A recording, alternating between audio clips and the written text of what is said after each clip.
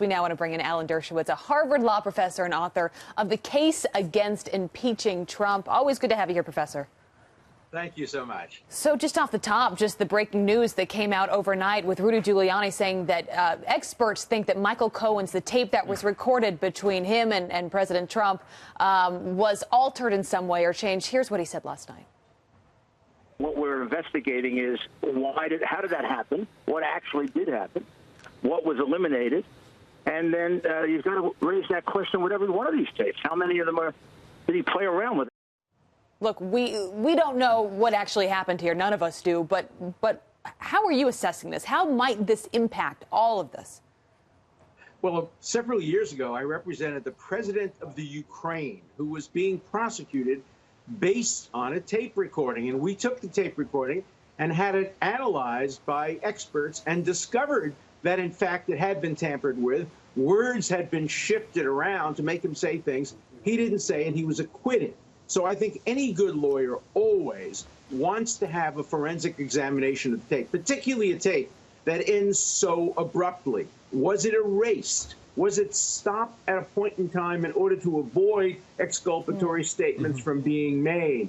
Can we stretch the words to hear clearly whether the statements involve yes cash or no cash? This is typical of what a good lawyer will do when a case is based on tape against his client. So Rudy Giuliani is doing the right thing. So, I don't think we know enough to come to any conclusions yet. So, Professor, walking this out just a little bit, is there any implication that laws were broken, campaign finance violations broken? Where do you see this if you walk it all the way out? Well, let's remember something that people have never focused on. That is, Judge Kimballwood, who's presiding over the matter, appointed a former judge to assess whether this tape was covered by lawyer-client privilege. She concluded that it was covered by lawyer-client privilege, which means she concluded it was not a criminal act, because lawyer-client privilege doesn't cover fraud, crime. It's called the fraud-crime exception. So already we have a judicial determination by a neutral observer that this tape does not constitute crime. So I think that's a very positive development for Giuliani and the Trump team. Professor, if you listen to Democrats, specifically Representative Denny Heck, he's a Democrat out of Washington. He's a member of the House Intel Committee. They say, and other networks say, time and time again, the walls are closing in on Trump over this tape and maybe others. Listen to what they're saying. So I think the walls are closing in. This is Donald Trump's worst nightmare, because it's not just this revelation or this allegation, because it's yet to be corroborated, but it's the fact that there are 99 additional tapes into the one that was revealed this week. We're now beginning to inch into the territory of conspiracy. And what's the difference? Well, collusion isn't a federal crime. As you said, Professor, collusion, not a federal crime. They say they're inching into the territory of conspiracy. What do you say to that? Well, it's so interesting. A year ago, people were saying collusion was a crime. A year ago, people were saying obstruction of justice could be charged based on the firing of Cuomo. And I've been saying the opposite, and I've been writing books about it. And finally, my views seem to be becoming mainstream. Collusion is not a crime. So I don't see how you can be charging a conspiracy based on collusion. Conspiracy requires an explicit agreement knowingly between people to commit a specific crime. I just don't see that happening. Look, there are these tapes out there. Who knows what the tapes say? The tapes apparently do not involve conversations with President Trump. And so the two questions are they hearsay?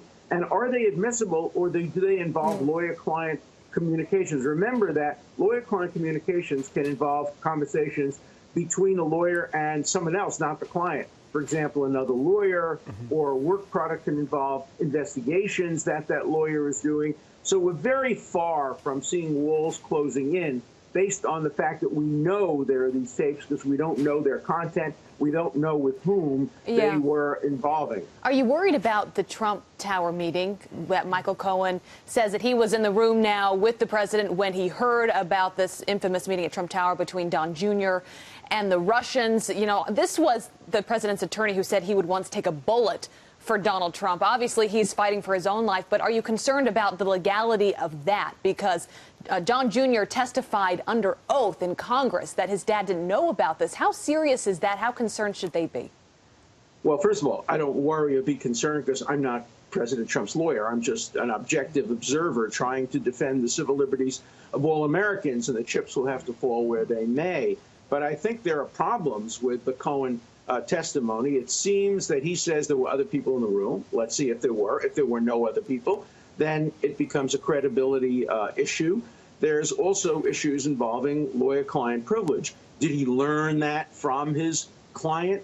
We don't know enough to assess that. But right now, if that's all Cohen has to offer, I doubt he'll get immunity based on that. And if they have the tapes, they don't really need him. So if I were Cohen's lawyer, I'd be asking myself, has he given them enough to get immunity? And the worry then is that he will not only sing, not him particularly, but any person squeezed this way, sometimes not only sings, but they compose. They get the story better because they know the better the deal, the better the story, the better the deal. Judge Ellis himself said the worry is that squeezed witnesses will not only sing but compose. So that's a concern that all Americans should have about witnesses who are threatened with prosecution and then asked to cooperate. Professor, let me get your thoughts on just one other story, and that is just before the House went on recess, 11 Republicans filed impeachment articles against Deputy Attorney General Rod Rosenstein. You have said you believe that was perhaps not the right move. What are your thoughts, and where do they go now? Well, if you're a supporter of Donald Trump, that's the worst move you can make. But what you're saying is you can impeach somebody without committing any crime. So if the Democrats gain control of the House and try to impeach Trump, not based on a crime, I've written in my book, and I think I've proved conclusively in my book, The Case Against Impeaching Trump, that you can't impeach somebody unless you can prove they committed one of the specified crimes. Now the Republicans say, no, you can impeach Rosenstein even though he hasn't committed any crimes. That will come back and backfire against Republicans. So it was a foolish move. I think it's been withdrawn. It was probably done just for publicity on the eve of the recess. But even for that, it will be used against them if efforts are ever made to impeach President Trump. But they have a legitimate grievance that they feel like their attempts to get oversight have been blocked at every turn. And they have legitimate remedies. They can move for sanctions against him, for contempt. They can move to have him recused if they think there's a conflict of interest, but not impeachment. Impeachment requires, at least according to the research I've done in my book, impeachment requires proof of treason, bribery, or other high crimes and misdemeanors, not simply not complying with congressional mandates or having a conflict of interest. Professor, just quickly, do you think it's going to be a drip-drip situation with Michael Cohen, that every day we're going to be hearing new things, new tapes are going to be released? How should people be thinking about this? How should we all prepare for this to go from here? Well, Michael Cohen has a great lawyer. He has a great legal team, and they're very experienced, and I'm sure they have a strategy. And Rudy Giuliani is a great lawyer. So we have a clash of really experienced, good lawyers, and it's unclear how it will develop. I don't think there are any smoking guns. If there were, I suspect we've heard about them already. That's a great point. All right. Always good to have your expertise. Thanks, Professor. Thank you so much. Have a great Sunday. You.